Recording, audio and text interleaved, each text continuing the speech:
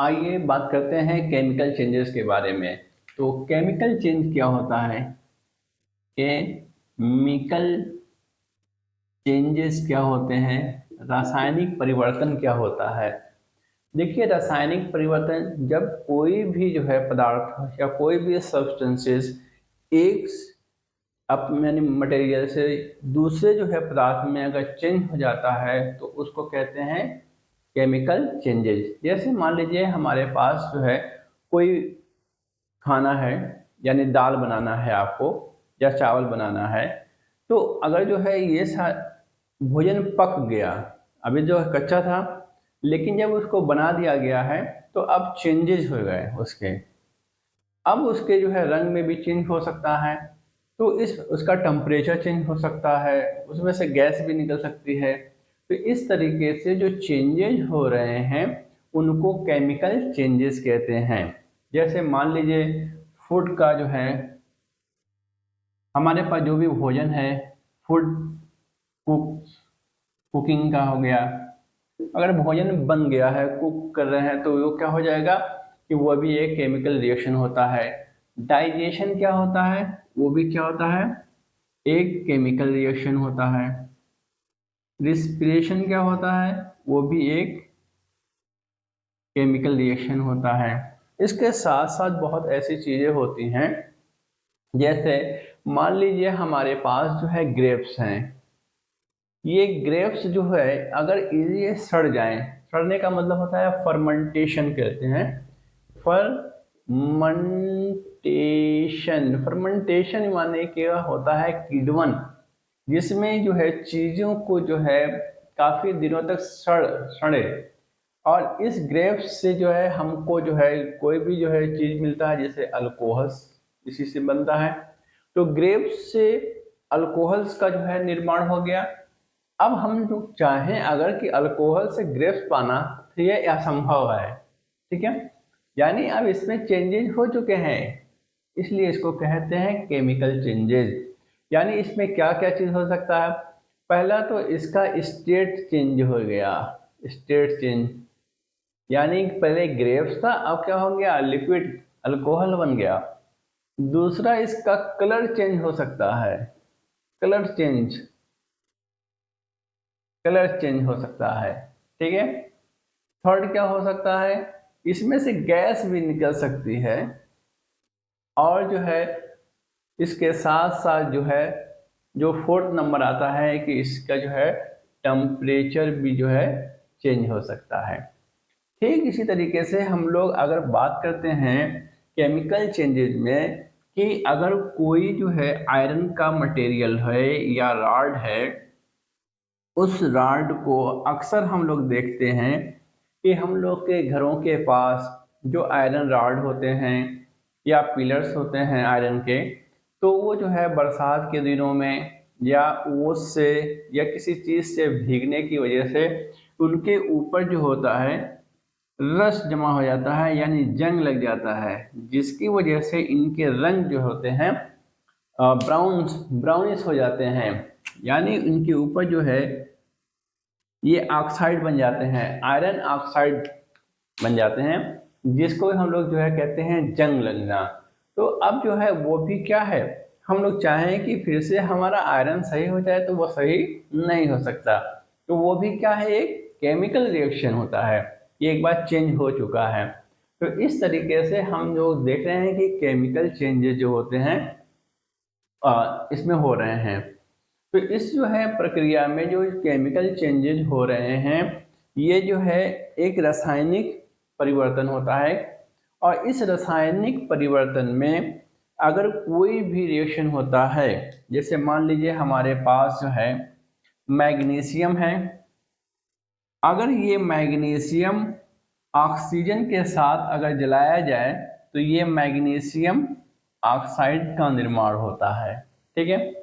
Magnesium किसमें कैसे जलाया जाता है? ऑक्सीजन से। तो ये क्या बन जाता है? मैग्नीशियम ऑक्साइड का निर्माण हो रहा है।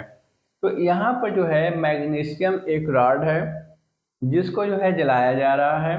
जब इस जलता है तो क्या बनता है? Magnesium oxide. क्योंकि ये जो है एक रासायनिक यानी केमिकल जो है चेंजेस हो रहा है, इसलिए इसको केमिकल रिएक्शन भी कह सकते हैं। जो दो चीज़ें जो है आपस में जो है कंबाइंड होती है, इसको हम लोग जो है रिएक्टेंट कहते हैं। किसी भी केमिकल रिएक्शन में जो भी जो है प्रोडक्ट जो है या सब्सटेंसेज आपस में रिएक्ट करते हैं, उसको कहते हैं रिएक्टेंट कहते हैं। और जो मटेरियल हमको मिलता है उसको कहते हैं प्रोडक्ट। ये हो गया प्रोडक्ट और ये हो जाएगा रिएक्टेंट। इसको कहते हैं अभिकारक और ये हो जाएगा प्रोडक्ट हो जाएगा। इस तरीके से हम देख रहे हैं कि केमिकल चेंजेस में जो है स्टेट चेंज हो जा रहा है। जैसे मान लीजिए फूड कुकिंग का हो गया, डाइजेशन हो जाएगा, रिस्पिरेशन हो जाएगा, आयरन हो जाएगा। तो इसमें जो है आयरन में क्या हो रहा है कि इसके जंग लग जा रहे हैं। ग्रेप्स से फर्मेंटेशन हो रहा है और क्या हो जा रहा है, अल्कोहल का फॉर्मेशन हो जा रहा है। इन सभी चीज़ों में हमारा क्या है, सबसे पहले तो इसका स्टेट चेंज हो रहा है, दूसरा क्या है कलर चेंज हो रहा है, तीसरा क्या है कि इसमें से कहीं भी गैस भी निकल सकता है या कोई और चीज़ जो है, जैसे जो है आपका प्रेसिपिटेट हो सकता है, प्रेसिपिटेट हो सकता है। तीसरा चौथा क्या है, इसका टेम्परेचर भी चेंज हो सकता है। इस तरीके से हम लोग देख रहे हैं कि केमिकल चेंजेस हो रहे हैं। जो रासायनिक अभिक्रिया हो रही है या केमिकल रिएक्शन हो रहा है, तो केमिकल रिएक्शन जो होते हैं वो जो है दो पदों में होते हैं। पहला जो रिएक्ट कर रहा है उसको जो है हम लोग क्या कहेंगे, रिएक्टेंट कहेंगे। और जो चीज़ हमको मिल रहा है इन दोनों के रिएक्शन से, उनको हम लोग क्या कहेंगे, प्रोडक्ट कहेंगे। तो आज जो है हम लोगों ने जो है इसके बारे में बात किया। नेक्स्ट सेशन में फिर बात होगी कि केमिकल इक्वेशन किसे कहते हैं। जैसे कि जो है केमिकल जो है रिएक्शन दो तरीके का होता है। एक जो है केमिकल रिएक्शन क्या होता है, केमिकल रिएक्शन जो होते हैं दो तरीके के होते हैं। एक तो केमिकल रिएक्शन जो होता है वो न्यूक्लियस से होता है, न्यूक्लियस, और दूसरा होता है इलेक्ट्रॉन बॉन्डिंग की वजह से केमिकल रिएक्शन होते हैं। अब दोनों को समझना जरूरी है।